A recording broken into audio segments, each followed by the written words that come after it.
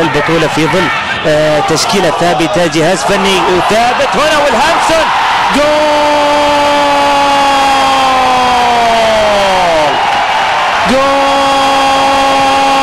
عن طريق ولي يسجل هدف المباراة الثاني لصالح الهلال.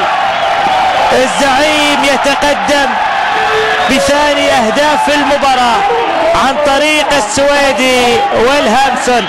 شاهد الكرة التي لعبت من تياغو نيفيز، صانع الأول وصانع الثاني، وبلمسة واحدة كذلك بالقدم اليسرى إلى والهامسون يسجل منها هدف المباراة الثاني.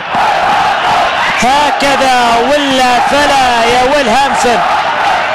هنا تياغو نيفيز أرسلها بشكل جيد، وضعها في الجهة اليمنى من حارس المرمى الحارس يوسف زعابي.